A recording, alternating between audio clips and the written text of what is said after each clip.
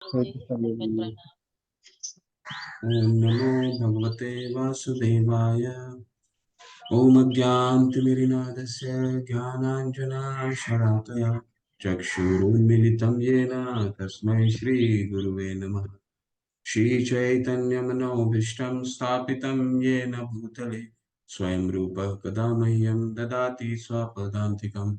वन्देऽहं श्रीगुरु श्रीयुतपदकमलं श्रीगुरु वैष्णवांश्च श्रीरूपं साग्रजातं सहगना रघुनाथान्वितं सजीवं साद्वैतं सावधूतं परिजनसहिता कृष्णचैतन्यदेवं श्रीराधा कृष्णपादान् सागना ललिता श्रीविशाखान्वितांश्च नमो विष्णुपादाय कृष्णपृष्ठाय भूतले श्रीमते भक्तिवेदांत स्वामिनिति नामिने नमस्ते सरस्वते देवे गौरवाणी प्रचारिणे निर्विशेष शून्यवादी पाश्चात्य देश तारिणे वाञ्छाकल्पतरुभ्यश्च कृपा सिन्धुभैव च पतितानां पावनेभ्यो वैष्णवेभ्यो नमो नमः। नमो महावदानाय कृष्णप्रेमपदायते कृष्णाय कृष्णचैतन्य नामिने गौरीतशे नमः। पंचतात्मकं कृष्ण भक्तरूप भक्तरूपस्वरूपकं भक्तावतारं भक्ताख्यं नमामि भक्तशक्तिकम्। हे कृष्णा करुणा सिंधु दीनबंधु जगतपते गोपेश गोपिका कांत राधा कांत नमस्तुते। ताप्त कांचन गौरांगी राधे वृंदावनेश्वरी वृषभानुसुते देवी प्रणमामि हरिप्रिये। जय हो श्री कृष्ण चैतन्य प्रभु नित्यानंद श्री अद्वैत गदाधर शिवास आदि गौर भक्त वृंदा। हरे कृष्णा कृष्ण कृष्णा हरे हरे हरे राम राम राम हरे हरे। हरे कृष्णा कृष्ण कृष्णा हरे हरे हरे राम राम राम हरे हरे। हरे कृष्णा कृष्ण कृष्णा हरे हरे हरे राम राम राम हरे हरे।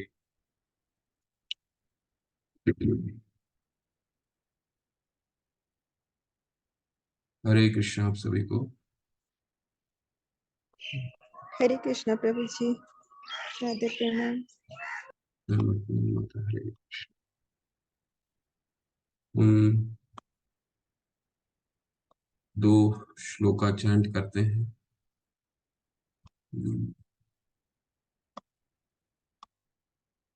आपके सिलेबस में दो श्लोका ही हैं।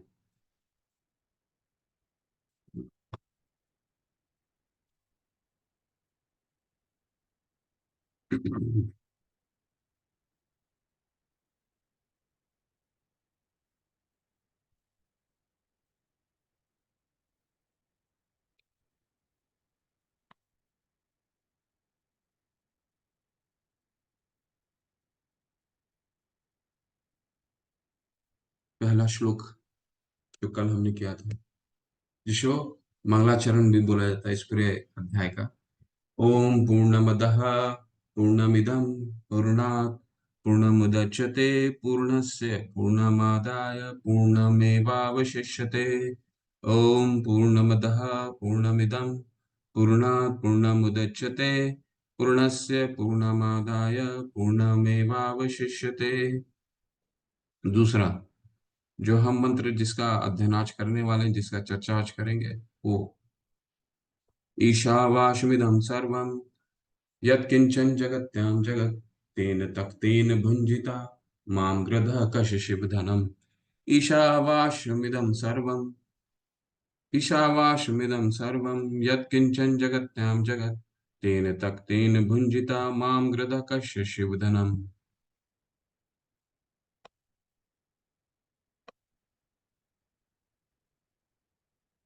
10 नाम अपराध।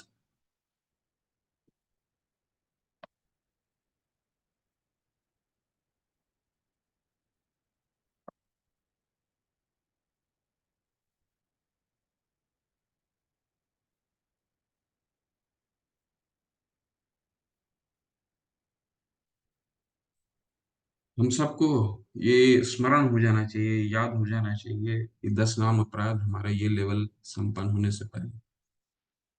पहला, भगवत नाम में होने वाले 10 नाम अपराध। भगवत नाम के प्रचार में संपूर्ण जीवन समर्पित करने वाले महाभागवतों की निंदा। दूसरा, शिव ब्रह्मा आदि देवों के नाम को भगवान के नाम के समान या उनसे स्वतंत्र समझना। तीसरा, गुरु की अवज्ञा करना अथवा उन्हें साधारण मनुष्य समझना। चौथा, वैदिक शास्त्रों अथवा प्रमाणों का खंडन करना। पांचवा है हरे कृष्ण महामंत्र के जप की महिमा को काल्पनिक समझना। छठा अपराध है पवित्र भगवत नाम में अर्थवाद का आरोप करना।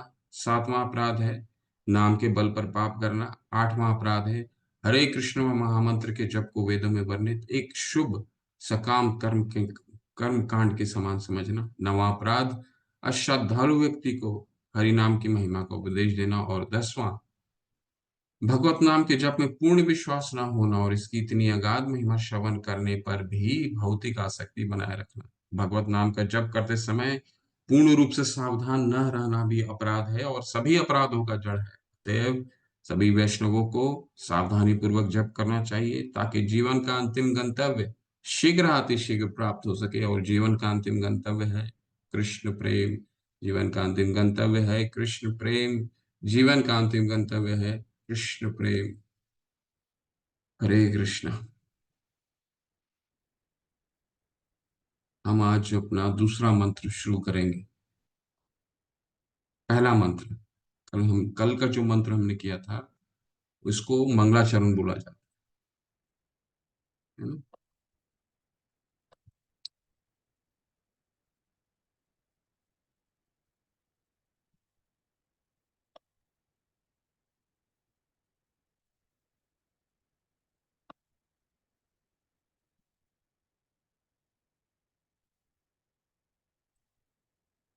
हरे कृष्ण।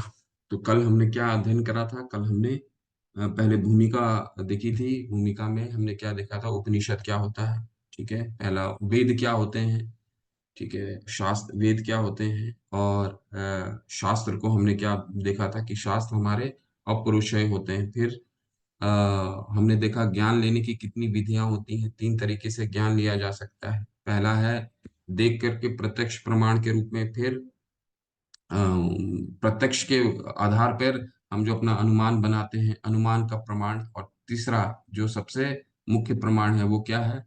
श्रुति या शब्द प्रमाण, ठीक है। और जो हमारे शास्त्र हैं वो क्या है? श्रुति प्रमाण है, जो सबसे पुख्ता प्रमाण माना जाता है, ठीक। क्योंकि अपरिचय है, बाकी के जो ज्ञान है उसकी अपनी सीमाएं हैं। क्यों सीमाएं होती हैं? क्योंकि मनुष्यों में 4 दोष पाए जाते हैं। क्या क्या दोष होते हैं? हमारी इंद्रियां अपूर्ण हैं जिनके कारण हम भ्रमित होते हैं। भ्रमित होने के कारण हम गलतियां करते हैं। और तीसरा, जो चौथा, जो सबसे प्रमुख है, वो क्या है? वो हम जानबूझ के करते हैं। वो क्या है? हम किसी को धोखा देते हैं, ठीक है। धोखा देने की प्रवृत्ति। तो ये 4 दोषों के कारण हमारी जो ज्ञान लेने की विधि है, जो भौतिक ज्ञान लेने की विधि है, वो विधि की अपनी सीमाएं होती हैं। इसलिए शास्त्र क्या है?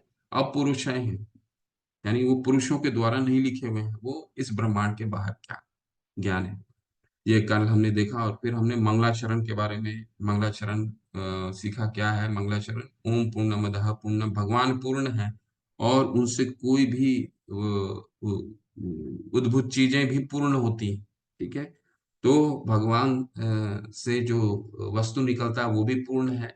और वो पूर्ण से निकलने के बाद भी भगवान पूर्ण रहते हैं। ये कल हमने अध्ययन करा।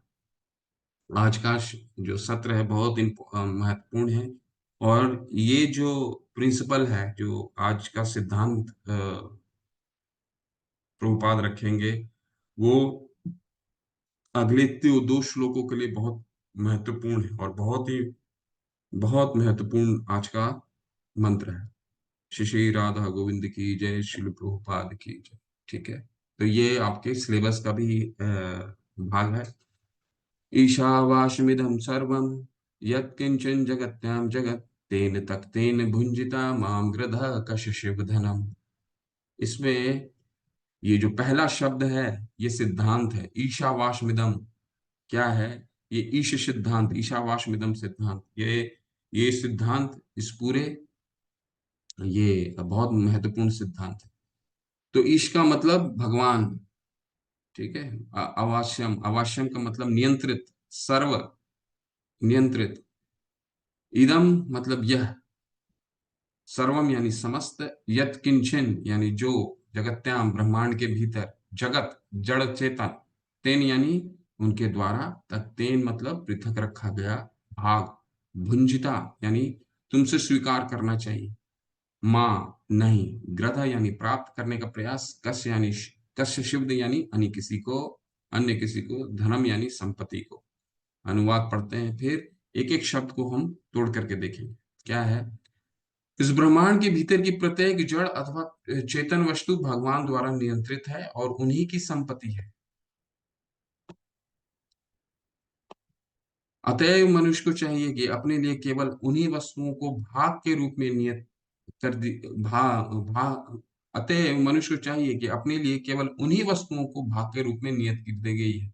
मनुष्य को यह भली भांति जानते हुए कि अन्य वस्तु किसकी हैं, उन्हें स्वीकार नहीं करनी चाहिए। ठीक है। ईशावास सिद्धांत है ये पूरा के पूरा अनुवाद। ठीक। ईशावास सिद्धांत क्या कहता है, चलिए अपनी किताब, थोड़ा सा किताब में हम पढ़ेंगे।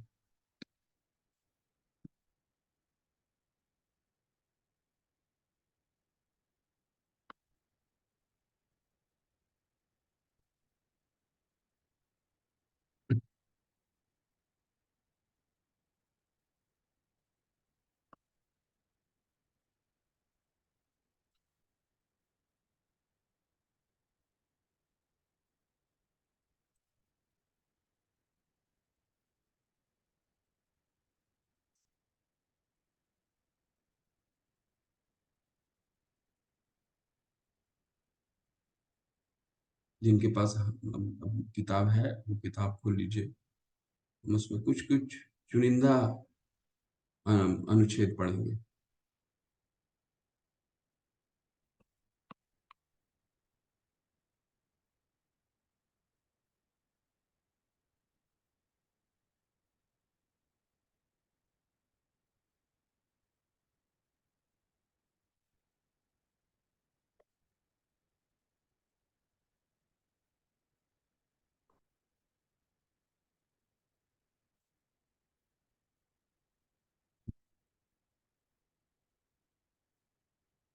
ईशावास सिद्धांत, इसमें एक एक शब्द बहुत महत्वपूर्ण है। क्या है, ईशावास्यमिदम यानी कि भगवान के द्वारा बनाया हुआ, जितनी भी चीजें देख रहे हैं इस दृश्य जगत में, सब भगवान के द्वारा बनाया हुआ। ईशावास्यमिदम सर्वम यत किंचन जगत्याम जगत, ये जगत में जितनी भी चीजें देख रहे हैं, ठीक है, ये सब भगवान द्वारा बनाया गया है, सब भगवान द्वारा नियमित, सब भगवान द्वारा निर्मित है। हमने कुछ नहीं किया।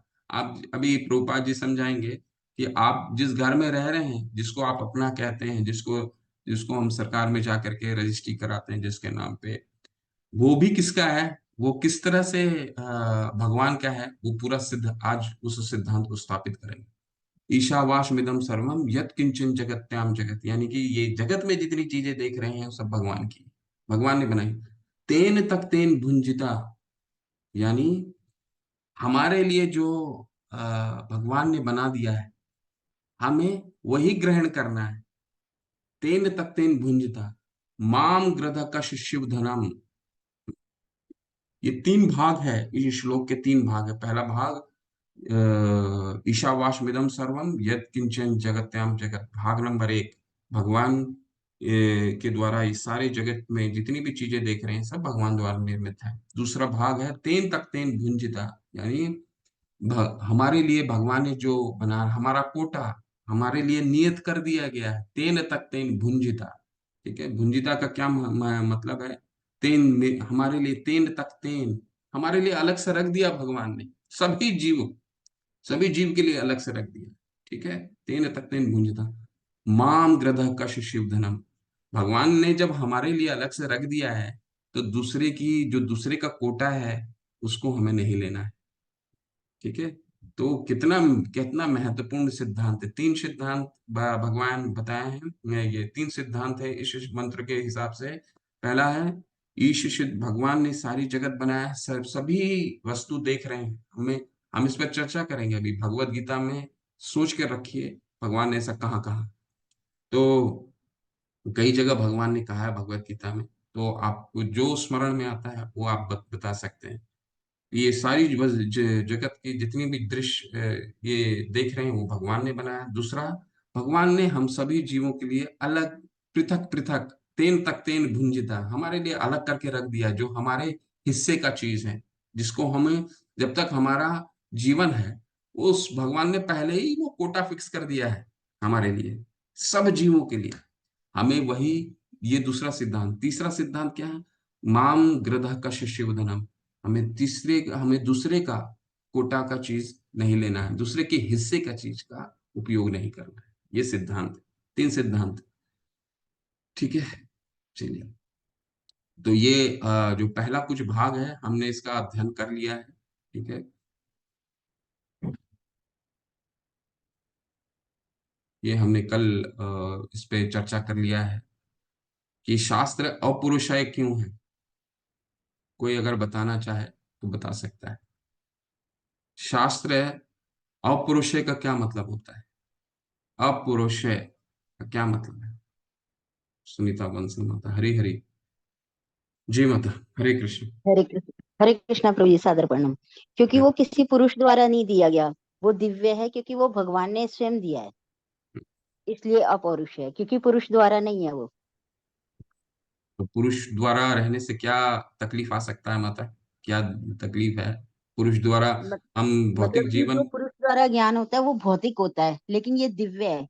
ये भौतिक धरातल पर नहीं है, ये आध्यात्मिक ज्ञान है जो भगवान ने स्वयं दिए हैं, तो वो अपौरुष है। हरि बोल हरि बोल, बहुत सुंदर। कोई और बोलना चाहते हैं? वंदना माता। और क्या है माता जी, आप क्या बोलना चाहते हैं बताइए। हरे कृष्ण प्रभु जी, दंडवत प्रणाम। प्रभु जी, ये जो भगवान की वाणी है ये, और शास्त्र जो है सारे श्रुति से आए हैं, हम्म, पुरुषों द्वारा लिखे नहीं गए हैं, क्योंकि पुरुषों में चार दोष जो पाए जाते हैं उनकी वजह से वो अपूर्ण ही रहता। और शास्त्र भगवान की वाणी है, इसलिए ये श्रुति द्वारा है, पुरुषों द्वारा नहीं लिखे गए हैं। हरि बोल, हरे बिल्कुल कृष्ण। सही। लेकिन एक प्रश्न, एक और प्रश्न आता है कि हम पूरे भौतिक जगत में सभी की इंद्रियां तो अपूर्ण है, तो कहाँ तकलीफ है? ऐसा तो नहीं है कि मेरी कम है और आपकी ज्यादा है, सभी की अपूर्ण इंद्रियां हैं। ठीक है, तो तकलीफ कहाँ है रहने में? क्यों, कहाँ तकलीफ है? सभी भौतिक जगत में जितने जीव हैं, जितने मनुष्य हैं, सबकी इंद्रियां जो अपूर्ण है, तो इन अपूर्ण फिर प्रॉब्लम कहाँ है? क्यों हमें अपौरुषेय ज्ञान चाहिए?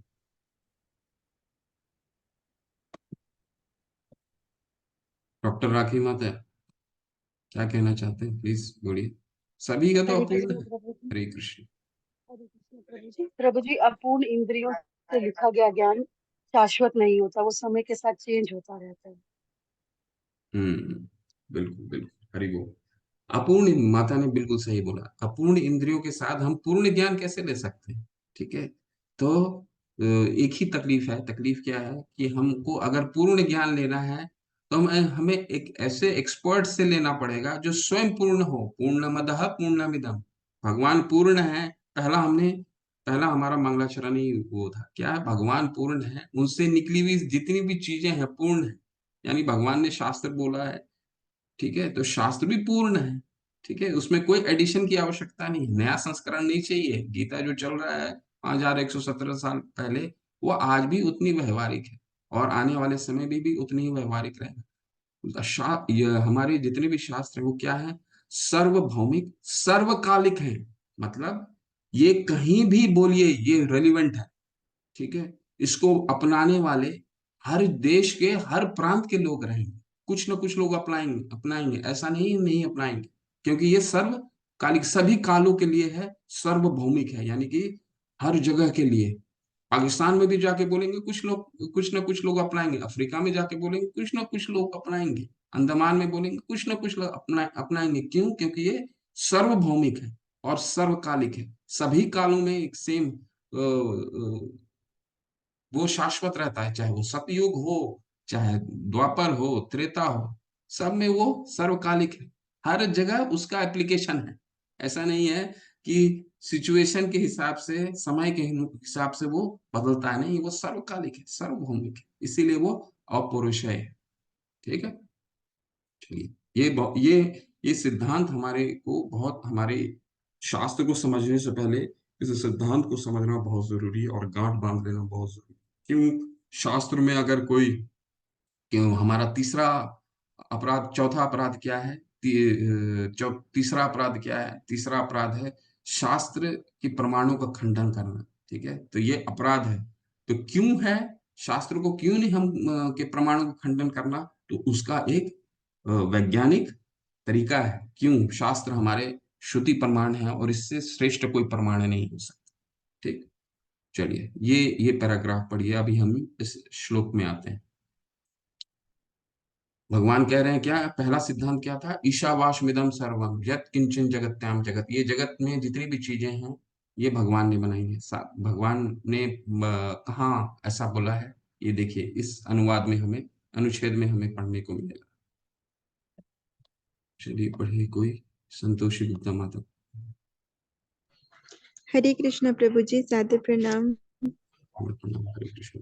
पढ़िए माता। प्रभुपाद जी की जय। प्रभुपाद जी के द्वारा इस ब्रह्मांड की प्रत्येक वस्तु पर भगवान के स्वामित्व की पुष्टि भगवत गीता के 7वें अध्याय में हुई है, जिसमें परा तथा अपरा प्रकृति की विवेचना की गई है। प्रकृति के सब तत्व पृथ्वी, अग्नि, जल, वायु, आकाश, मन, बुद्धि तथा अहंकार भगवान की अपरा अर्थात भौतिक प्रकृति से संबंधित है, जबकि जीव अर्थात चेतन शक्ति परा प्रकृति है। ये दोनों ही प्रकृतियां या शक्तियां भगवान से उद्भूत हैं।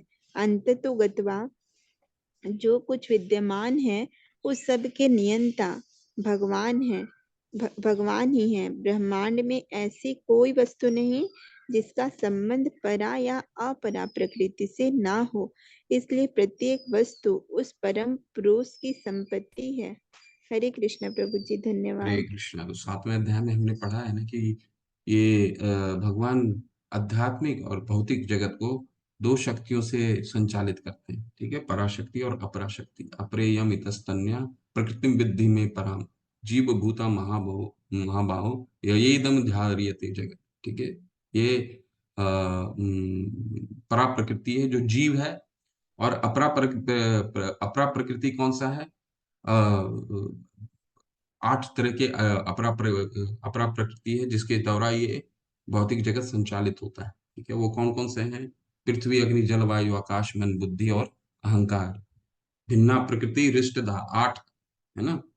तो ये 7वें अध्याय में भी बताया है भगवान ने, और कई जगह बताया है। अगर किसी और को स्मरण हो तो बता सकते हैं कि भगवान ने बताया ये दृश्य जगत, ये जितनी भी आध्यात्मिक जगत है और ये भौतिक जगत है, ये मेरे से ही उद्भूत होता है। ठीक है, ऐसा भगवान ने भगवत गीता में और भी कहा है। अगर किसी को स्मरण है तो बता सकते हैं कहाँ कहा है उन्होंने। हमें बस, अगर किसी को श्लोक स्मरण नहीं भी हो तो बस अनुवाद बता दीजिए ऐसा कहाँ उन्होंने कहा है। ये तो 7वां अध्याय का प्रभुपाद जी ने बताया भी। जितने हैंड रेज हैं, वंदना माता। हरे कृष्ण जी माता। और कहाँ बताया माता? हरे कृष्ण प्रभु जी 9th चैप्टर में बताया है। हम्म, बिल्कुल। ये संपूर्ण जगत मेरे मतलब मेरे अव्यक्त रूप द्वारा व्याप्त है, और अ, समस्त जीवों को बताया कि वो मुझ में है, और परंतु मैं उनमें नहीं हूँ। हरि बोल, हरि बोल। बहुत सुंदर। मया तद्मिदम सर्वम जगत अव्यक्त मूर्तिना मत स्थानी सर्वभूतानि ययेदम धार्यते जगत। यानी ये जितनी भी दृश्य जगत है ये मेरे द्वारा उद्भूत है, लेकिन मैं इसका भाग नहीं हूँ। फिर और कहाँ बताया है? बहुत सुंदर माता। हरि हरि। और कहाँ बताया है? अगर किसी को और स्मरण हो। कविता घोष माता कुछ कहना चाहते हैं? हरि बोल माता। हरे कृष्णा। प्रभु जी, ये जो 7.4 में बताया पृथ्वी, जल, अग्नि, वायु, आकाश, मन, बुद्धि तथा अहंकार, ये 8 ये प्रकार के भिन्ना प्रकृति अपराशक्ति। रिश्ते। बिल्कुल बिल्कुल माता, बिल्कुल। हरे कृष्ण। हरे कृष्ण। इसके अलावा और भी कहीं है? बिल्कुल माता, दोनों माताओं ने ठीक कहा। और किसी को स्मरण है?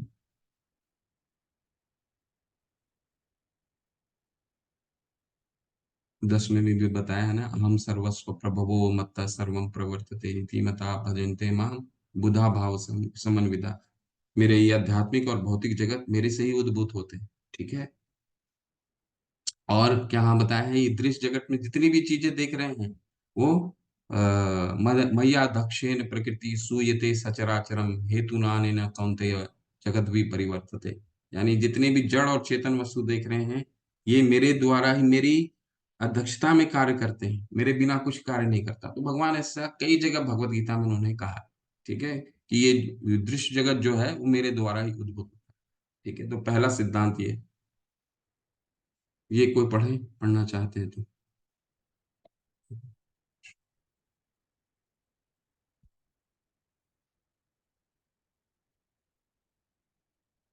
हम्म, बहुत सुंदर उदाहरण है। ओम प्रकाश प्रभु, अनम्यूट करके पढ़िए प्रभु। हरे कृष्णा प्रभु जी, दंडवत हरे प्रणाम। कृष्ण। परम पुरुष अर्थात भगवान एक पूर्ण पुरुष हैं। उनके पास अपने विभिन्न शक्तियों के द्वारा हर वस्तु को सम्मिलित करने की पूर्ण बुद्धि है। परम पुरुष की तुलना बहुधा अग्नि से की जाती है और प्रत्येक जड़ तथा चेतन वस्तु की तुलना अग्नि के ताप तथा प्रकाश से की जाती है। अग्नि जिस प्रकार ताप तथा प्रकाश के रूप में अपनी शक्ति का वितरण करती हैं, उसी प्रकार भगवान भी विभिन्न प्रकार से अपनी शक्ति का प्रदर्शन करते हैं। इस प्रकार के अनंतिम नियंता सभी वस्तुओं के पालक तथा आदेशक हैं। वे सभी शक्तियों के स्वामी, प्रत्येक वस्तु के परम ज्ञाता तथा हर एक का उपकार करने वाले हैं। वे अचित्य ऐश्वर्य बल यश सौंदर्य ज्ञान तथा वैराग्य से परिपूर्ण है। हरे कृष्ण। हरे कृष्ण, बहुत सुंदर। इसके बाद थोड़ा सा ये पैराग्राफ कोई और पढ़िए, बहुत सुंदर है। चलिए ये समझ लेते हैं पहले क्या है, क्या उदाहरण दिया है प्रभुपाद जी ने। प्रभुपाद जी ने अभी क्या कहा, पहले तो कहा ये सिद्धांत को स्थापित किया कि भगवान ईशावास में दम, ये जगत में जितनी चीजें देख रहे हैं भगवान द्वारा उद्भूत है। ठीक है, और उसको उदाहरण के रूप में कैसे बताया उन्होंने, उसके उदाहरण के रूप में बताया कि अग्नि से जो ताप निकलता है, जितनी भी ताप है वो सभी भगवान की उद्भूत जो चीजें हैं, जितने भी जीव देख रहे हैं, जड़ या चेतन वस्तु है, उसको ताप के समान देखिए, भगवान को अग्नि के समान देखिए। ठीक है, उनसे भिन्न नहीं है परंतु उनके बराबर भी नहीं, इसीलिए उनके द्वारा, वे उनके द्वारा उद्भूत है। ठीक है, और भगवान तो परिपूर्ण है, वो तो कल हमने देख ही लिया है। भगवान पूर्णमदम पूर्णमिदम, भगवान पूर्ण है। और पराशर मुनि ने भी हमें क्या समझाया कि भगवान पूर्ण कैसे हैं। भगवान 6 ऐश्वर्यों से परिपूर्ण है, अनलिमिटेड, असीमित मात्राओं में पाई जाती है। ऐश्वर्य से समग्रस्य वीर्यस्य यशस्वी ज्ञान वैराग्यम युश्चैव समन भग इति गण। भगवान के 6 ऐश्वर्य, 6 चीजें हैं वो अ, असीमित मात्रा में पाए जाती हैं, जिनकी कोई गणना नहीं की जा सकती। वो क्या क्या है, वो हैं भगवान का ऐश्वर्य, भगवान का बल, भगवान का सौंदर्य, भगवान का यश, भगवान का ज्ञान और भगवान का वैराग्य। ये असीमित मात्रा में पाई जाती हैं। ठीक है, ऐसा पराशर मुनि व्यासदेव के पिता ने हमें भगवान का शब्द का परिभाषा दिया है। भगवान कौन हो सकते हैं। ठीक है? बहुत सुंदर है इसका अनुवाद, बहुत सुंदर है। ठीक है, ये पढ़िए कोई, ये बहुत सुंदर अनुच्छेद है, इसको ध्यान से पढ़िए भी और समझने का प्रयास भी कीजिए। अक्षरे अक्षरहित बरगोटा जी। हरे हिंदी। कृष्णा प्रभु जी, दंडवत प्रणाम। हरे कृष्ण, दंडवत प्रणाम प्रभु। अतएव मनुष्य को इतना तो बुद्धिमान होना ही चाहिए कि वह जान ले कि भगवान के अतिरिक्त अन्य कोई वस्तु का स्वामी नहीं हो सकता। मनुष्य को केवल वे ही वस्तुएं अपनानी चाहिए जो भगवान ने उनके लिए नियत कर दी हैं। उदाहरणार्थ, गायें तो दूध को देती है, किंतु वह उस दूध को पीती नहीं है। वह घास तथा भूसा खाती है और उसका दूध मनुष्यों का भोजन कहलाता है। ऐसी ही व्यवस्था भगवान की है। अतः हमें उन्हीं वस्तुओं में संतुष्ट रहना चाहिए जिन्हें उन्होंने हमारे लिए नियत कर दिया है। और हमें सदैव स्मरण रखना चाहिए कि हमारे पास जो वस्तुएं हैं वे वास्तव में किसकी हैं। उदाहरणार्थ, हमारा घर मिट्टी, लकड़ी, पत्थर, लोहा, सीमेंट, अन्य अनेक भौतिक वस्तुओं से बना होता है। और यदि हम श्री ईशोपनिषद के अनुसार विचार करें तो हमें ये ज्ञान लेना चाहिए कि हम इन निर्नार्थ पदार्थों में किसी एक को एक को भी उत्पन्न नहीं कर सकते। आगे हरे पढ़िए कृष्ण। प्रभु, आगे जी प्रभु, प्रभु। पढ़िए प्रभु। हम उन्हें केवल इकट्ठा कर सकते हैं और अपना श्रम से उन्हें विभिन्न रूपाकार दे सकते हैं।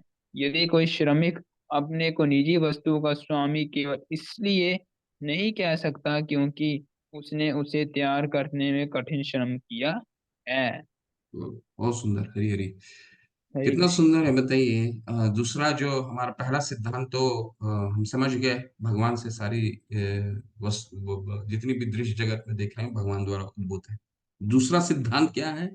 ईशावास्मिदं सर्वम यत् किंचन जगत्याम जगत तेन तक तेन भुंजिता। हमारे लिए भगवान ने दृश्य जगत में सभी के लिए एक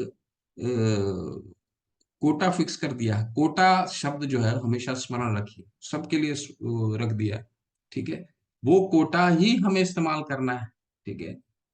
हमारा पूरा जीवन काल का बंदोबस्त भगवान ने पहले से कर दिया। हमें इस जगत में लाने से पहले हमारे लिए सारा बंदोबस्त कर रखा है प्रकृति ने, ठीक है। जैसे अ, उदाहरण के रूप में कितना सुंदर से समझा रहे हैं। अब गाय जो है, गाय दूध देती है, तो गाय दूध जो है वो स्वयं के लिए नहीं, उसको स्वयं के लिए नहीं है, वो किसके लिए है? अपने बच्चे के लिए और पूरे मनुष्य जाति के लिए, ठीक है। यानी भगवान ने वो कोटा फिक्स कर दिया है, ठीक। और उसका दूध देखिए कितना सुंदर से समझना है हमें।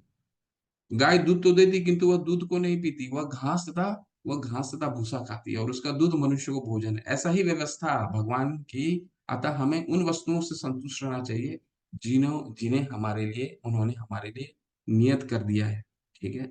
तो हमारी तकलीफ कहाँ से शुरू होती है? हमारी तकलीफ शुरू होती है जब हम तीसरा सिद्धांत पढ़ेंगे, तो हमारे दुखों का कारण वहां से शुरू होता है। पहला सिद्धांत, दूसरा सिद्धांत क्या है? जो हमारे लिए भगवान ने नियत कर दिया है वही हमें इस्तेमाल करना चाहिए, ठीक है। और दूसरे का कोटा हमें इस्तेमाल नहीं करना चाहिए। तो ये जो कोटा है, कोटा जो भगवान बता रहे हैं, हम अपने आसपास इन चीजों को देख सकते हैं, ठीक है। जैसे हमारे खाना है, खाना हम खाते हैं, तो हमारे खाने का भी कोटा है। हम उस कोटा से बाहर आप कितना भी प्रयास कर लीजिए तो आप नहीं खा सकते, ठीक है। आपको मीठा बहुत पसंद है, तो उसकी भी सीमाएं हैं। आप उतना ही मीठा खा सकते, इसके बाद नहीं खा सकते। आपकी सोने की अपनी सीमाएं हैं, सोने की सीमाओं उस सीमाओं को पार नहीं कर सकते आप, ठीक है। भगवान ने इस कोटा को बना रखा है, सबके लिए अपना कोटा फिक्स है, ठीक। हर जीव के लिए वो कोटा फिक्स है। तो आप आसपास अपने उस चीज को, इस चीज को आप अपने जोड़ करके देख सकते हैं कैसे हमारे लिए कोटा फिक्स है।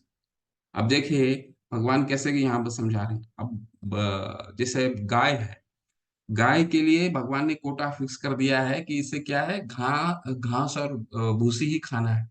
परंतु ये कोटा बाघ या शेर के लिए नहीं फिक्स है। बाघ या शेर ये चीज नहीं खाते हैं।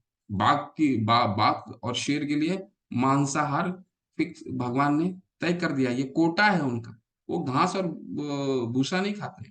तो अब हमारा यहाँ पे तीसरा सिद्धांत शुरू होने वाला है कि हमें वही इस्तेमाल करना है जो हमारे लिए भगवान ने तय कर दिया है। तो इसको तय कर दिया है का क्या क्या मतलब? तय कर दिया का मतलब ये है कि हर जीव के लिए एक निर्धारित वस्तुएं दे रखी हैं भगवान ने, उसका ही उपयोग करना है। दूसरे का उपयोग हम करने जाते हैं, ठीक है, तो फिर हमारे हमारे सारे दुखों का शुरुआत वहीं से होता है, ठीक है। तो वो सिद्धांत हम इसको आगे पढ़ेंगे। और एक बहुत सुंदर यहाँ भगवान देखिए बताते हैं यहाँ पे क्या, कि हम जिस घर में रहते हैं, प्रभुपाद जी समझा रहे हैं, क्या समझा रहे हैं कि जिस हम घर में रह रहे हैं वो घर भी हम क्या करते हैं, हम अब हम ईंट बना सकते हैं? नहीं। रेत बना सकते हैं? नहीं बना सकते।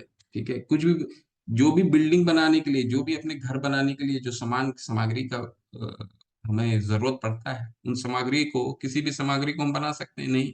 तो क्या कर सकते हैं हम उसके को इकट्ठा कर सकते हैं। इकट्ठा कर करके हम उसको नियोजित कर सकते हैं, बना सकते हैं। तो लेकिन क्या ये हम कह सकते हैं कि हमने ये घर स्वयं स्वयं बनाया है? ठीक है, हम ऐसा नहीं। कोई अगर लेबर है, जिस लेबर से कोई अगर श्रमिक है, ठीक है, हम घर बनवाते हैं, कोई श्रमिक से घर बनवाते हैं अपनी, तो श्रमिक अगर वो घर बना देता है, तो ये क्या आप ये कह सकते हैं कि ये घर जो है वो श्रमिक का ही हो गया? जो घर बनाते हैं उनका तो घर नहीं होता ना। ठीक उसी तरह हम क्या है, हम ये घर बनवाते हैं या कोई भी चीज, ये दृश्य जगत में जो भी चीज है, हम जिसको अपना कहते हैं, इसका मूल कहाँ से आता है? मूल भगवान के द्वारा आता है। तो हम क्या करते हैं, उसके उसको बस हम उसको इकट्ठा करते हैं, इकट्ठा करके लिए अपने लिए उसको प्रयोग में लाते हैं। भगवान ने हमें प्रयोग के लिए दिया है, उसको अपना बनाने के लिए नहीं दिया है। हम उसको अपना कहने लग जाते हैं। ठीक। और एक ये जो सिद्धांत है, ये आपके साम्यवाद और पूंजीवाद, ठीक है, ये साम्यवाद और पूंजीवाद पे जो तीसरा सिद्धांत है कि हम दुख क्यों भोग रहे हैं, उसका ये अब साक्ष्य यहाँ पे इस अनुच्छेद में आप पढ़ सकते हैं। ठीक है, कोई हैंड रेस करके पढ़ना चाहते हैं, थोड़ा दो आदमी पढ़िए। कविता घोषणा। हरे हरे कृष्ण। कृष्ण प्रभु जी, हरे कृष्ण सभी को सादर प्रणाम। तात्पर्य शिला प्रभुपाद द्वारा, शिला प्रभुपाद की जय। आधुनिक समाज में श्रमिकों तथा पूंजीपतियों में सदैव एक बड़ा झगड़ा चलता है। इस झगड़े ने अंतर्राष्ट्रीय रूप धारण कर लिया है और विश्व संकट में है। मनुष्य एक दूसरे से शत्रुता बरतते हैं और कुत्ते बिल्लियों की तरह गुर्राते हैं। श्री ईशोपनिषद कुत्ते बिल्लियों को उपदेश नहीं दे सकती, लेकिन यह मनुष्य को प्रामाणिक आचार्यों के माध्यम से ईश्वर का संदेश प्रदान करती है। मानव जाति को चाहिए कि श्री ईशोपनिषद के इस वैदिक ज्ञान को ग्रहण करें और भौतिक सामित्य के लिए झगड़ा ना करें। मनुष्य को भगवान की कृपा से जो भी सुविधाएं प्राप्त हुई हैं, उन्हीं से संतुष्ट रहना चाहिए। यदि साम्यवादी या पूंजीपति या कोई अन्य दल प्राकृतिक संसाधनों पर सामित्य जताता है, तो शांति स्थापित नहीं हो सकती, क्योंकि ये सब पूर्णतः है भगवान की संपत्ति है। ना तो पूंजीपति साम्यवादी को केवल राजनीतिक चालों से दबा सकते हैं, ना ही साम्यवादी पूंजीपतियों को केवल चुराई हुई रोटी के लिए लड़कर उन्हें हरा सकते हैं। यदि वे पूर्ण पुरुषोत्तम भगवान के सामित्य को स्वीकार नहीं करते, तो वह सारी संपत्ति जिसे वे अपनी होने का दावा करते हैं, चुराई हुई है। फलस्वरूप उन्हें प्रकृति के नियमों के द्वारा दंडित होना पड़ेगा। नाभिकीय ब्रह्म साम्यवादियों तथा पूंजीपतियों दोनों के ही पास है, और यदि ये दोनों परमेश्वर के सामित्य को नहीं मानते, तो यह निश्चित है कि ये बम अंततोगत्वा दोनों पक्षों का विनाश कर देंगे। अतएव अपने आप को बचाने तथा विश्व में शांति लाने के लिए दोनों पक्षों को श्री ईशोपनिषद के उपदेशों का अनुसरण करना चाहिए। हरे कृष्ण। हरे कृष्ण। धन्यवाद, तो बहुत सुंदर पढ़ा आपने। तो रूपा जी कितना मुख्य सिद्धांत को स्थापित कर रहे हैं। तीसरा क्या है कि हमें वही इस्तेमाल करना है जो हमारे हिस्से का है। दूसरे के हिस्से का इस्तेमाल करने जाते हैं तो जितना आप पूरे आज जितना भी लड़ाई, जितना भी वाद है, चाहे वो राज्यवाद हो, यहाँ पे भगवान ने प्रभुपाद जी ने दो वाद का चर्चा किया है। क्या है? साम्यवाद और पूंजीवाद। साम्यवाद मतलब कम्युनिस्ट एंड कैपिटलिस्ट। ठीक है, तो कम्युनिस्ट क्या जो साम्यवाद है वो क्या है? साम्यवाद है कि सभी को बराबर में, सभी को बराबर के हिस्से में बंटना चाहिए। और पूंजीवाद क्या है कि जिसने जो कमाया है उसके हिस्से में वो जाना चाहिए। ठीक है, ये दोनों के में हमेशा शुरू से ही प्रतिस्पर्धा, युद्ध चलता आ रहा है। ठीक है, और लेकिन युद्ध का मुख्य प्रभुपाद जी क्या समझाना चाह रहे हैं? मुख्य, इन दोनों का मुख्य उद्देश्य क्या है? ये स्वयं को स्वामी मानना चाहते हैं। पूंजीवादी सोचते हैं कि मैंने इन चीजों को इकट्ठा किया है, मैंने कमाया है, तो ये मेरा हो गया, पूंजियों का हो गया। और साम्यवाद क्या सोचते हैं? सब में बराबर का, क्योंकि सब एक ए, ए, ए, एक चीज जब वस्तु तैयार होती है या कोई किसी भी चीज का निर्माण होता है, उसमें कई लोग उसमें भागीदारी होते हैं। तो जब भागीदारी होते हैं, तो जितनी भी भागीदारी हुई वो भाग में बढ़ जाना चाहिए, ऐसा साम्यवाद का कहना है। तो इनका भी क्या सोचना है? इनका सोचना है कि जितने ने बनाया है ये उनका हो गया। पूंजीवादी ने क्या सोचा? पूंजीवादी ने सोचा कि मैंने बनाया है तो मेरा हो गया। तो दोनों के बीच की जो प्रतिस्पर्धा है, दोनों के बीच की जो लड़ाई है, उसका मुख्य बिंदु कहाँ है? दोनों स्वयं को स्वामित्व मानना चाहते हैं कि ये मैंने बनाया है। भगवान के यहाँ पे रूपा जी समझा रहे हैं कि सभी चीजें तो भगवान ने बनाई हैं, हम तो बस उनको इकट्ठा कर सकते हैं। ठीक है, तो ये अगर जिस दिन हम ये समझ गए, तो हम सभी में जब हम ये समझ जाएंगे कि हमें सिर्फ उपयोग करने, जब तक हमारा ये जीवन काल है, इन वस्तुओं को सिर्फ हम उपयोग कर सकते हैं। इसका इसको स्वामित्व नहीं बना सकते। क्यों नहीं बना सकते? क्योंकि आप जिस घर में रहते हैं, जो भी आप निर्माण करते हैं, एक दिन इस शरीर के बाद वो आपके साथ नहीं जाने वाला है। जाने वाला है? नहीं जाएगा। ठीक है, तो ये यही रहेगा क्योंकि ये भगवान का है। भगवान का हम बस इसको प्रयोग कर सकते हैं, इस्तेमाल कर सकते हैं। ठीक है, और ये सिर्फ और सिर्फ मनुष्य, अगले जो अनुच्छेद है वो सिर्फ मनुष्य के लिए है। क्यों भगवान ऐसा कह रहे हैं? क्योंकि वो भोग योनि है।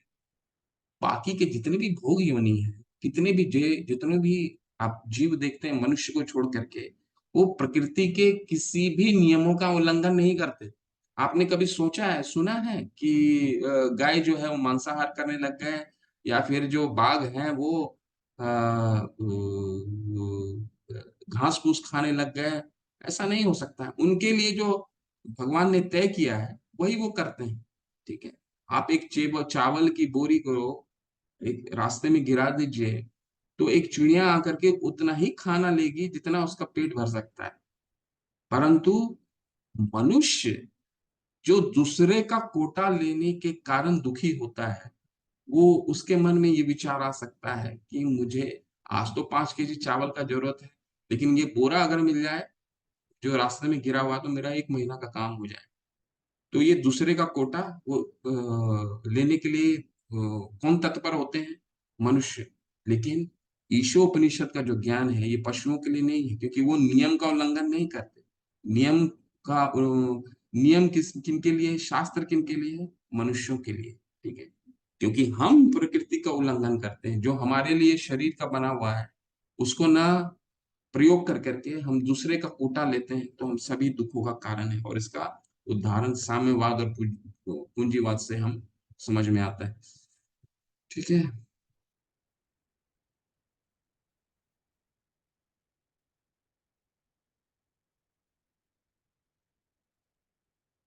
देखिए अगले अनुच्छेद में कितना सुंदर प्रभुपाद जी इसको साबित करते हैं।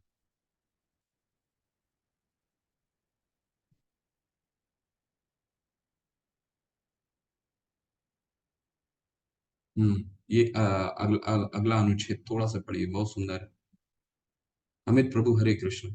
अनम्यूट करके पढ़िए प्रभु।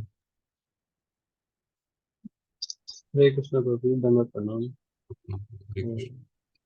प्रभु जी थोड़ा सा स्क्रॉल कीजिए ऊपर, थोड़ा कम दिख रहा है। अच्छा, ठीक है बस ये दिख रहा है।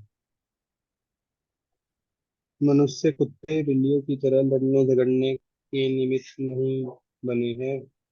उसे मानव जीवन की महत्ता एवं उद्देश्य को समझने के लिए तो बुद्धिमान होना ही चाहिए। वैदिक साहित्य मानवता के लिए है, न कि कुत्ते बिल्लियों के लिए। कुत्ते बिल्ली अपने भोजन के लिए किसी पाप के भोगी बने बिना अन्य पशुओं का वध कर सकते हैं, किंतु यदि कोई मनुष्य अपने अनियंत्रित स्वार्थ की तुष्टि के लिए किसी पशु का वध करता है, तो वह प्रकृति के नियमों को तोड़ने के लिए उत्तरदायी होता है।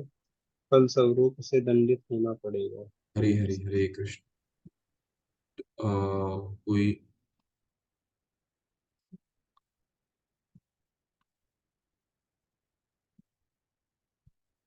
तो हमारे लिए अब हमारे लिए हमारे शरीर के अनुसार भगवान ने हमारे लिए नियत कर दिया गया है कि हमें क्या खाना है। प्रभुपाद जी समझा रहे हैं क्या खाना है, ठीक है। तो हम दूसरे का खाद्य वस्तु नहीं खा सकते, दूसरे का खाद्य वस्तु का इस्तेमाल नहीं कर सकते। जैसे पशुवध है, मांसाहार, हमारा शरीर मांसाहार के लिए नहीं बना हुआ, और ये वैज्ञानिक भी शरीर हमारा, क्योंकि हमारी जो आंतें होती हैं वो क्या होती हैं, बहुत बड़ी होती हैं। अब आंत जिसका बड़ा होता है, अब शेर का आंत क्या है, वो छोटा आंत होता है, तो वो खाता है, और जितना भी उसको शरीर को जरूरत है उस मांसाहार से, उसको पूरे शरीर में उसका शरीर उसका उपयोग कर लेता है और उसको तुरंत निकाल देता है। ठीक उसी तरह, लेकिन मनुष्य का क्या है, आंत बहुत बड़ा है। तो आंत बड़ा होने से क्या होता है कि आप जब मांसाहार खाएंगे तो उसका बहुत सारा भाग आपके आंत में रह जाता है, जिसके कारण आंत को तकलीफ होती है पचाने में, ठीक है। तो शाकाहारी जो भी जीव होते हैं उसकी आंतें बड़ी होती हैं, और जो मांसाहारी होते हैं उसकी आंतें छोटी होती हैं, क्योंकि उसको जल्दी डिस्पोज करना रहता है। क्योंकि ज्यादा देर तक अगर मांस रह गया तो आपके उसमें सड़ने लगता है और बहुत सारा तकलीफ आती है, ठीक है। तो हमारा शरीर क्या बना है, हमारा शरीर शाकाहारी अ, भोजन के लिए बना है। और तकलीफ कहाँ है, जब हम दूसरे का कोटा खाते हैं। लेकिन क्या शाकाहारी हो जाने से सारा समाधान हो जाएगा क्या? वो भी नहीं है। कैसे? यहाँ पढ़िए, कोई हाथ हैंड रेस करके यहाँ से पढ़ सकते हैं। बहुत सुंदर है, डॉक्टर राखी माता। पढ़िए माता प्लीज। हरे कृष्ण जी। हरे यह कृष्ण माता। मानना गलत है कि केवल शाकाहारी बनकर कोई प्रकृति के नियमों के उल्लंघन से अपने आप को बचा सकता है। शाक में भी जीवन होता है और यह प्रकृति का नियम है कि एक जीव दूसरे के खाने के लिए है, किंतु बात तो मनुष्य द्वारा परमेश्वर को मान्यता प्रदान करने की है। अतएव मनुष्य को कट्टर शाकाहारी होने का गर्व नहीं करना चाहिए। पशुओं के पास इतनी विकसित बुद्धि नहीं होती जिससे वे भगवान को पहचान सके, किंतु मनुष्य इतना बुद्धिमान तो होता ही है कि वह वैदिक ग्रंथों से शिक्षा ग्रहण कर सके और उनसे यह जान सके कि प्रकृति के नियम किस तरह कार्य करते हैं, और इस तरह ऐसे ज्ञान से लाभ उठा सके। यदि मनुष्य वैदिक ग्रंथों के उपदेशों की उपेक्षा करता है तो उसका जीवन अत्यंत संकटपूर्ण हो जाता है। अतएव मनुष्य को परमेश्वर की सत्ता को पहचानने और उनका भक्त बनने की आवश्यकता है। उसे हर वस्तु भगवान की सेवा में अर्पित कर देनी चाहिए और उनको अर्पित किए गए भोजन का बचा हुआ भाग अर्थात प्रसाद ही ग्रहण करना चाहिए। इससे वह अपने कर्तव्य का भली भांति पालन कर सकेगा। भगवत गीता 9.26 में भगवान प्रत्यक्ष रूप से कहते हैं कि वे शुद्ध भक्त के हाथों से शाकाहारी भोजन ग्रहण करते हैं। अतएव मनुष्य को न केवल कट्टर शाकाहारी बनना चाहिए, अपितु उसे भगवत भक्त भी होना चाहिए और सारा भोजन भगवान को अर्पित करना चाहिए। तत्पश्चात अथवा भगवान की कृपा ग्रहण करनी चाहिए। केवल वही लोग जो इस तरह से कार्य करते हैं मनुष्य जीवन के कर्तव्य का भली भांति पालन कर सकते हैं। जो लोग भगवान को अपना भोजन अर्पित नहीं करते वे वस्तुतः पाप खाते हैं और विभिन्न प्रकार के दुख भोगते हैं जो पाप के फल होते हैं। हरे कृष्ण माता। भगवान के स्वामी हरे कृष्ण। धन्यवाद माता, बहुत सुंदर, बहुत सुंदर। शाकाहारी बनना, प्रभुपाद जी ने बताया क्या अनुच्छेद में, शाकाहारी बनना कोई बहुत बड़ी बात नहीं है। क्यों? क्योंकि बहुत सारे जानवर भी तो शाकाहारी हैं, बंदर भी शाकाहारी है। तो उनमें हम शाकाहारी बनकर कर अगर ये कहें कि हमने शाकाहारी, हम हमें लिए शाकाहारी बनना क्या है, हमारा सबसे पहला उद्देश्य होना चाहिए, क्योंकि वही हम शाकाहारी, हमारा शरीर बना हुआ है। तो हम पहला सिद्धांत को अपना रहे हैं, ठीक है, कि हम प्रकृति के नियम को तो नहीं तोड़ रहे हैं, ठीक। परंतु शाकाहारी बनना क्या मनुष्य का उद्देश्य होना चाहिए? नहीं। क्यों? क्योंकि हमने जब 13वें अध्याय में हमने, अगर आपको किसी को स्मरण हो तो हमने क्या पढ़ा था, ब्रह्मपुंज पढ़ा था। ब्रह्मपुंज में क्या होता है, भगवान भौतिक जगत में कितने प्रकार से प्रकट होते हैं, किन किन शक्तियों से प्रकट होते हैं। सबसे पहला होता है अन्नमय, ठीक है, अन्नमय के रूप में प्रकट होते हैं, जिसको सबसे शुरू में सभी जीवों का क्या मिनिमम रिक्वायरमेंट क्या है, मिनिमम रिक्वायरमेंट है अन्न का, ठीक है। तो अन्न से, अगर अन्न नहीं मिलेगा तो फिर हमारा जीवन नहीं चल सकता है। तो सबसे पहले भगवान अन्न के रूप में प्रकट होते हैं, इसके बाद फिर क्या होता है, प्राणमय। एक बार हमें अन्न मिल गया तो हम फिर अपने प्राणों प्राणों की सुरक्षा करने के लिए ढूंढते हैं। ये हम भी करते हैं, पशु भी करता है। पशु को भी सुबह से शाम अन्न के लिए निकलता है, और एक मनुष्य भी सबसे पहले अपने लिए अन्न को नियोजित संयोजित करता है, इसके बाद अपने प्राणों की रक्षा करता है। हम भी करते हैं, मनुष्य भी करता है, जीव पशु भी करते हैं। अपने और अपने परिवारों की सुरक्षा, इसमें कोई भेद नहीं है। ऐसा ऐसा नहीं है कि मनुष्य हमसे, पशु हमसे कम करते हैं। पशु भी बहुत सुरक्षा देते हैं अपने परिवार को, जहां भी रहे वो सुरक्षित देते हैं, रखते हैं अपने परिवार। तीसरा क्या आता है, ज्ञानमयी। भगवान जब प्राणमय के बाद क्या आता है, ज्ञानमयी आता है। ज्ञानमयी यानी कि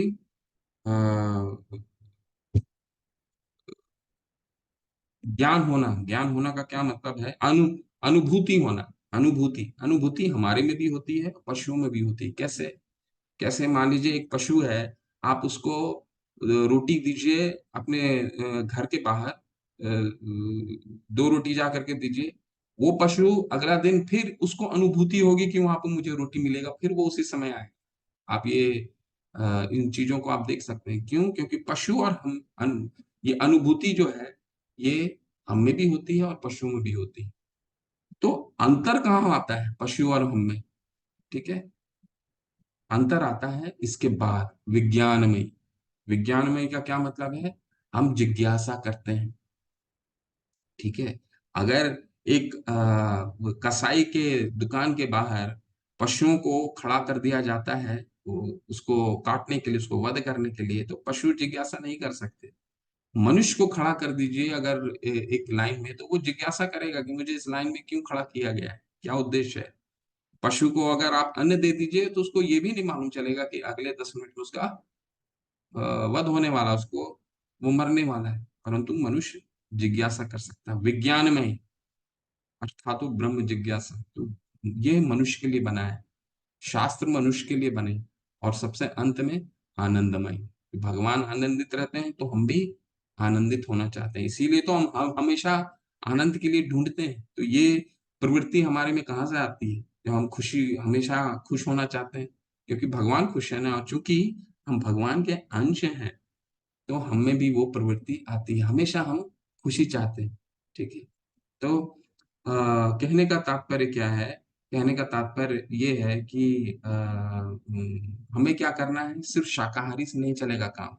तो इसके आगे हमें उसको भगवान को अर्पित करके उसको ग्रहण करना है। 9:26 में भी ये बताया है, पत्रम पुष्पम फलम, जो कुछ है वो अर्पित कर दीजिए, और नहीं तो आ, हम पाप खाते हैं। ठीक है, तीसरे अध्याय में भगवान ने बताया है ना कि नहीं तो अगर हम वो कौन सा वर्ष है, तीसरे अध्याय का 13वां श्लोक क्या कहता है कि क्या है, किसी को स्मरण है तो हाथ रेस करके स्मरण दिलाइए, मुझे याद दिलाइए कौन सा है, अगर याद है तो। अमित प्रभु, याद है आपको? 3 का 13वां श्लोक। प्रभु, प्रभु जी उसमें भगवान कहते हैं कि जो मुझे अर्पित किए बिना नहीं, कुछ नहीं श्लोक खाते हैं श्लोक वो। श्लोक बताइए, श्लोक। तो नहीं खाते हैं। 3:13 का क्या श्लोक है? डॉक्टर राखी, कवि माता जी, क्या श्लोका है?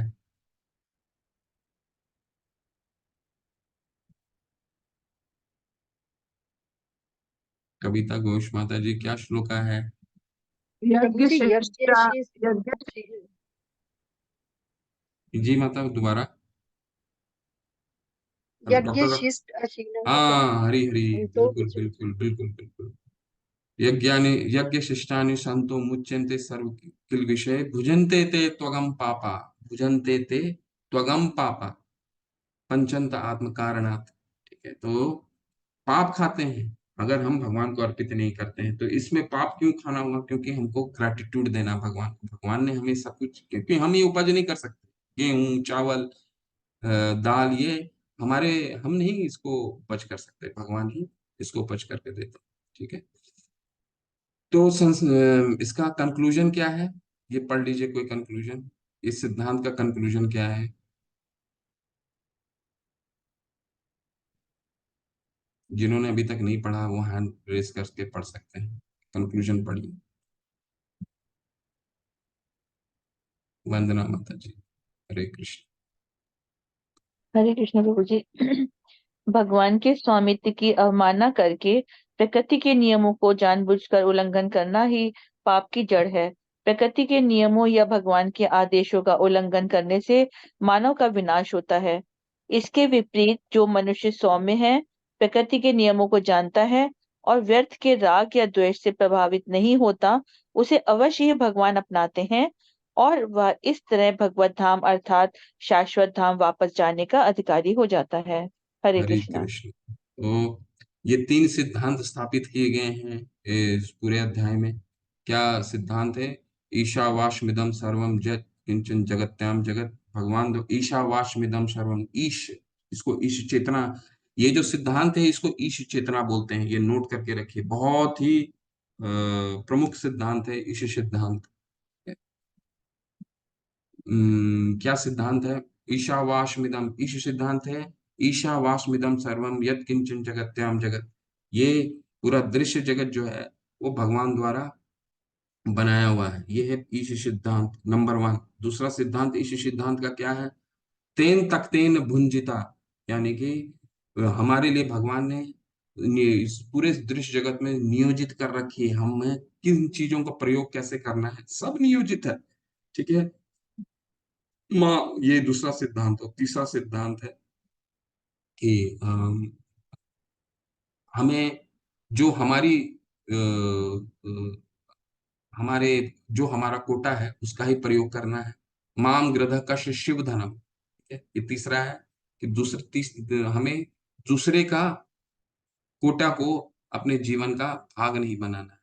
ठीक है, श्रीमद् भागवतम में एक बहुत सुंदर श्लोक आता है, जब विदुर महाराज धृतराष्ट्र को समझाने जाते हैं कि तुम यहाँ पे, जब सारा युद्ध समाप्त हो गया होता है तो धृतराष्ट्र जो रहते हैं वो युधिष्ठिर के साथ रहते हैं, तो विदुर उनको समझाते हैं कि वो अब तुम अपने जीवन को इन भौतिक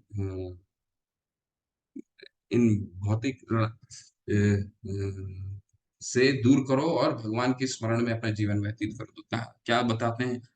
अहस्तानी सहस्तानाम, अहस्तानी सहस्तानाम आपदानी चतुष्पदाम। अहस्तानी का क्या मतलब है? देखिए, ये भौतिक जगत का रूल है, भगवान ने ऐसा रूल बनाया है। अहस्तानी सहस्तानाम, जिनके हाथ नहीं है, सहस्तानाम, सहस्तानाम का क्या मतलब है? वो हाथ वालों का शिकार होते हैं। अहस्तानी सहस्तानाम आपदानी चतुष्पदाम, जिनके पैर नहीं है वो 4 पैरों वालों के शिकार होते हैं। फागुनी तत्महता जीवो जीवस्य जीवनम, कहने का मतलब है जिनके हाथ नहीं है वो हाथ वालों का शिकार होते हैं, जिनके पैर नहीं है अपदानी चतुष्पदाम, वो 4 पैरों वाले के शिकार होते हैं। फागुनी चत महता, यानी कि जो कमजोर हैं वो शक्तिशालियों का शिकार होते हैं। जीवो जीवस्य जीवनम, हर जीव एक दूसरे का भोग बनता है, ये प्रकृति का नियम है। परंतु यहाँ पे प्रभुपाद एक बहुत मुख्य सिद्धांत स्थापित करते हैं। देखिए, अगर हम शाकाहारी भोजन भी खाते हैं तो शाकाहारी भोजन में भी जीव होता है, जीव होता है ना, जीवो जीवस्य जीवनम। तो उससे हमें क्या करना है? उसमें उसमें भी तो पाप लगेगा। तो उसे हमें क्या करना है? उसको हमें पत्रम पुष्पम फलम तोयम यो में भक्त्या प्रयच्छति तद हम भक्त्या उपरीयतम अश्नामि प्रयतात्मना। प्रेम पूर्वक उसको भगवान को अर्पित करके ग्रहण करना है। ये नहीं कि हम शाकाहारी हो गए तो उसमें काम हो गया, नहीं नहीं। शाकाहारी तो फिर तो हम दूसरे पशु, बंदर भी हो गए, बंदर भी शाकाहारी होते हैं। ठीक है, तो शाकाहारी न होने से काम नहीं चलेगा। जीवो जीवस्य जीवनम, ये तो रूल है, इस प्रकृति का रूल है। हर जीव एक दूसरे का शिकार होता है। ठीक है, परंतु कृष्ण भावनामृत क्या है? वो है ईश सिद्धांत। ईश सिद्धांत क्या है? कि हमें भगवान की वस्तु को हमारे लिए जो 3 सिद्धांत जानना जरूरी है। एक, पहला सिद्धांत कि हम ये सारी चीजें भगवान की हैं। हमें वही इस्तेमाल करना है जो हमारे लिए कोटा फिक्स कर दिया है। लेकिन हम ये कोटा जानेंगे कैसे, हमारे लिए ये कोटा क्या है? ठीक है, ये कोटा हर चीज में आता है, खाने से लेकर के हमारे फाइनेंस से लेकर के कितना हमारे जीवन को चाहिए, जीवन जीने के लिए जितना चाहिए उतना ही करना है। ठीक है, तभी हम खुश रह पाएंगे। ऐसा नहीं है कि सारा जीवन हम व्यर्थ कर दें सिर्फ भौतिक भोग को, सिर्फ पैसा कमाने में। ठीक है, तो वो वहां भी कोटा आता है, कोटा फिक्स कर लेना जरूरी है जीवन का, कि कितना हमें जरूरत है उतना ही के लिए हमें भागना है, उसके आगे हमें नहीं जाना है। ठीक है, नहीं तो हम भगवान की फिर भक्ति के लिए समय कब मिल पाएगा हमें? ठीक, तो ये कोटा फिक्स करना है और उसी के साथ हम फिर दूसरे का कोटा का चीजों को इस्तेमाल नहीं करना है। ये 3 सिद्धांत है। हरे कृष्ण। शील प्रभुपाद की जय। नमः। किन्हीं का कोई प्रश्न है, संशय है?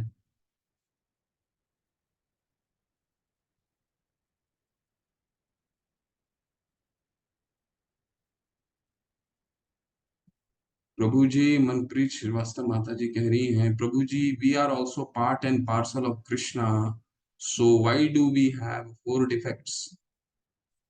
माता, 4 डिफेक्ट, 4 इसलिए दोष पाए जाते हैं क्योंकि हम लोग भगवान के क्या है, हम भगवान के अंश हैं। कौन सा अंश हो गए हम भगवान के हम हमारे पास क्वालिटेटिव अंश हैं, जिसको कह सकते हैं ना, कि मान लीजिए एक समुद्र है, समुद्र में वो सारे समुद्र क्या है, समुद्र का अगर बूंद ले लीजिए, रूपा जी ये उदाहरण बहुत देते हैं, तो बूंद में वो सारे चरित्र होता है जो समुद्र में होता है, परंतु मात्रात्मक दृष्टिकोण से वो बहुत समुद्र बहुत बड़ा होता है। ठीक उसी तरह हम मात्रात्मक दृष्टि में बहुत छोटे हैं, इसलिए हमारे में दोष पाए जाते हैं। ठीक है, तो हम में पूर्णता क्यों नहीं है? कैरेक्टरिस्टिक आ सकता है हमारे में भगवान का, परंतु हम मात्रात्मक दृष्टिकोण से हम बहुत छोटे हैं, इसीलिए हमें इन 4 दोष पाए जाते हैं। ठीक है, और क्या प्रश्न है?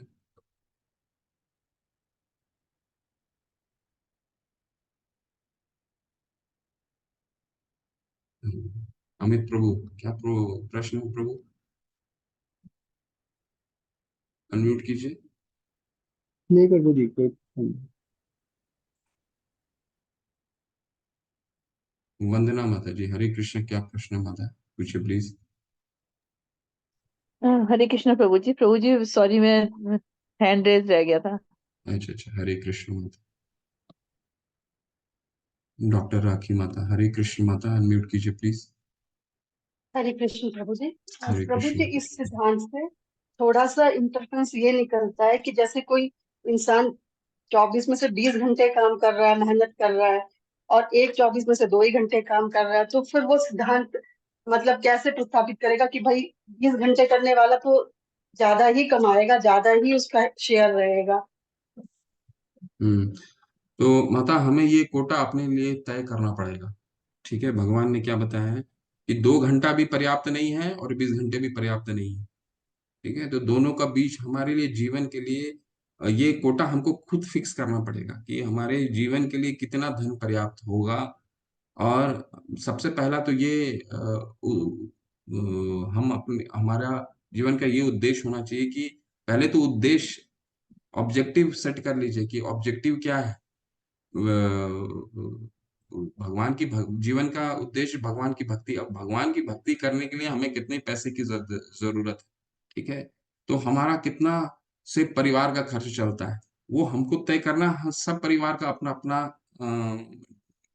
इसमें सबको अपने सोचने की आवश्यकता है। ठीक है, ये कोई उसका यूनिवर्सल रूल नहीं है, परंतु ये कोटा हमें फिक्स करना जरूरी है कि इस उम्र तक इतना काम करना है और इस काम के बाद हमें जीवन में ज्यादा समय भगवान की आराधना में निकालना, चैंटिंग बढ़ाना है, स्वाध्याय करना है। प्रत्यक्ष रूप से मंदिर में सेवा कर सकते हैं, अप्रत्यक्ष रूप से सेवा कर सकते हैं। इतना कार्य है, इतना सेवा है कि इन सेवाओं को हम किस तरह कर सकते हैं, ये हमारे लिए जीवन में तय करना है। और उसके लिए हमें कितना संसाधन की आवश्यकता है, ठीक है। जब भी आप काम करना छोड़ते हैं या काम करने के लिए आप सोचते हैं कि इतना तक मैं काम करके छोड़ दूंगा या छोड़ दूंगी, तो वो फिक्स इंडिविजुअल को करना है, परंतु करना जरूरी है, कोटा फिक्स करना जरूरी है। अगर जीवन में प्लान नहीं करेंगे तो 70 साल तक व्यक्ति फिर बोलेगा कि हमको काम ही करना है, मेरे लिए भी परिवार की ये जरूरत है, ये जरूरत है, ये जरूरत से फिर वो निकल नहीं पाएगा। तो कोटा जरूर फिक्स करना है और अपनी रिक्वायरमेंट को कम करना है। ये कोटा तभी फिक्स कर सकते हैं हम जब अपनी रिक्वायरमेंट, बेसिक रिक्वायरमेंट को हम कम करें। अपने जीवन की जो रिक्वायरमेंट है, जितना हम ऑस्टेरिटी में रहेंगे, जितना मिनिमम रिक्वायरमेंट है, उस रिक्वायरमेंट को हमें तय करना है और फिर उसके हिसाब से अपना कोटा फिक्स करना है। मतलब 20 भी पर्याप्त नहीं है, 2 भी पर्याप्त नहीं है। कितना पर्याप्त है? वैसे तो 8 घंटे पर्याप्त होते हैं मतलब, ठीक है। और उसके हिसाब से फिर हमें प्लान करना है, हर चीज में इसको फिक्स करना है। ठीक है, शायद मैं उत्तर दे पाया प्रभु माता, नहीं तो और प्रश्न है तो पूछिए।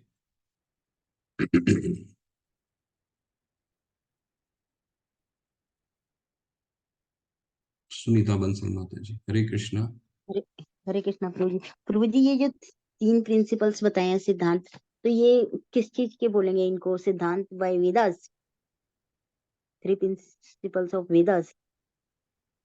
दोबारा पूछिए माता जी, मैं प्रश्न नहीं समझा।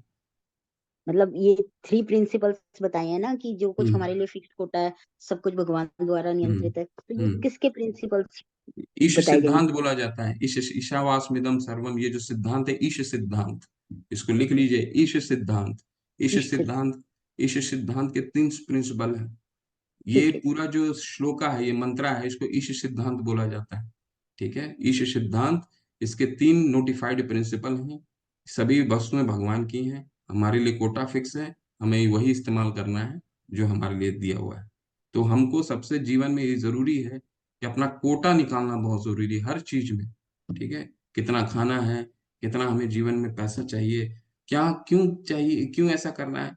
क्योंकि भगवान प्रभुपाद जी ने क्या सिद्धांत बताया है कि हमें सब कुछ भगवान को अर्पित करना है, ये शरीर भी अर्पित करना है, खाना भी अर्पित करना है, एवरीथिंग, सब कुछ।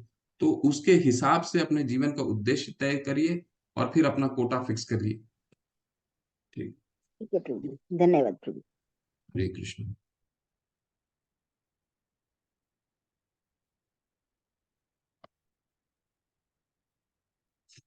और किसी का कोई प्रश्न? अमित प्रभु, आपका हैंड रेज है, पढ़ने के लिए किए थे कि कोई प्रश्न है प्रभु माता प्रभु?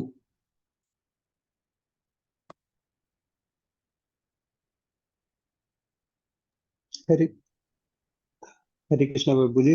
हरे कृष्ण प्रभु प्रभु। जी, मेरा मेरा प्रश्न है प्रभु जी कि क्या हमें मीन्स जो भी बिजनेस करना चाहिए मीन्स अपने गृहस्थी के लिए, और कि नहीं करना चाहिए प्रभु जी? क्योंकि हम जैसे मीन्स जो भी बिजनेस में जाते हैं तो हमारी मीन्स वो बढ़ती जाती है डिमांड, और मतलब जैसे आजकल का लाइफ स्टाइल है तो उससे भी हम प्रभावित होते हैं प्रभु जी।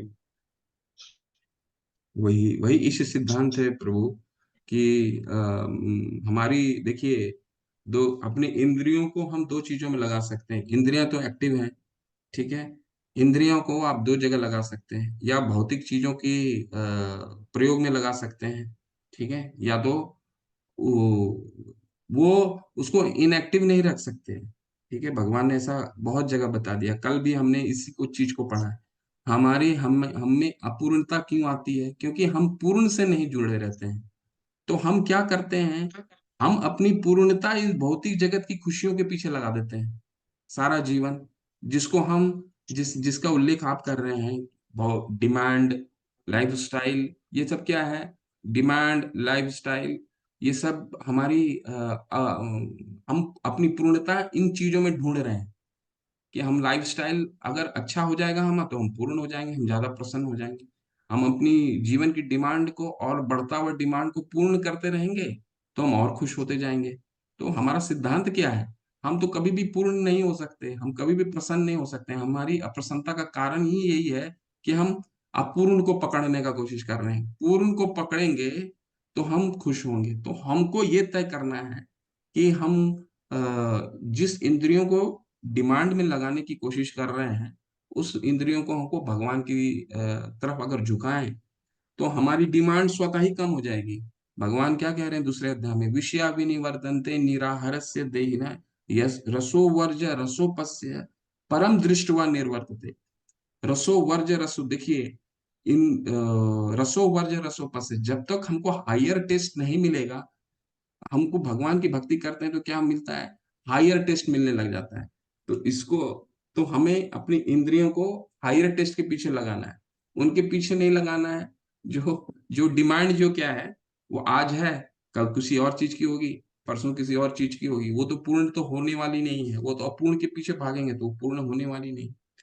तो हमें बेसिक रिक्वायरमेंट फिक्स करनी है, कितने में हमारा काम चलता है, कितने में हम भगवान की सेवा कर सकते हैं, और उस रिक्वायरमेंट के हिसाब से हम जो भी कार्य करते हैं, सर्विस करते हैं, बिजनेस करते हैं, जो भी करते हैं, उसके हिसाब से हमें संसाधन को जोड़ने की आवश्यकता है।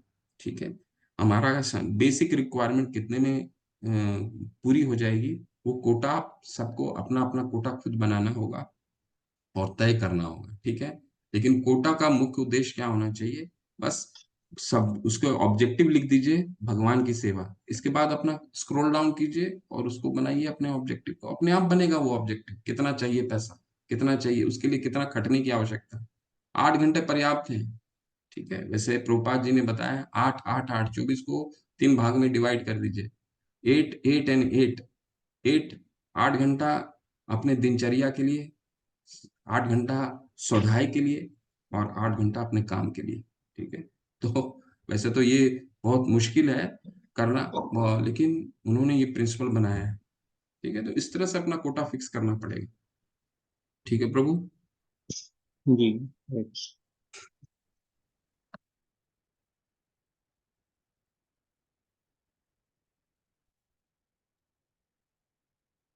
अगले सत्र में हम कोशिश करेंगे 3 मंत्र करने का, 3 से 4 मंत्र आप लोग पढ़ के आइए। अगले जो मंत्र हैं, इसी सिद्धांत, इसका हम एडवांटेज देखेंगे, इसको सिद्धांत को अगर हम पालन करते हैं, देखिए तो हमें क्या प्राप्त होगा जीवन से, ये अगला मंत्र है। और इस सिद्धांत को तोड़ते हैं तो हमें क्या नुकसान होने वाला है। ठीक है, वो हमें तीसरे तीसरे मंत्र में पता चलेगा। ठीक है, तो पहला, दूसरा, तीसरा, चौथा, पांचवा, 5 तक पढ़ के आइए, हम देखते हैं कितना तक कवर हो सकता है। लेकिन 5 सिद्धांत पढ़ के, ये सारे सिद्धांत हैं, बहुत अच्छे अच्छे सिद्धांत हैं। ठीक है, हरे कृष्ण। वाञ्छाकल्पतरुभ्यश्च कृपा सिन्धुभ्यैव च पतितानां पावनेभ्यो वैष्णवेभ्यो नमो नमः। अनंत कोटि वैष्णव वृंद की जय, श्रील प्रभुपाद की जय। नमाचार्य हरिदास। हरे कृष्ण। आप सभी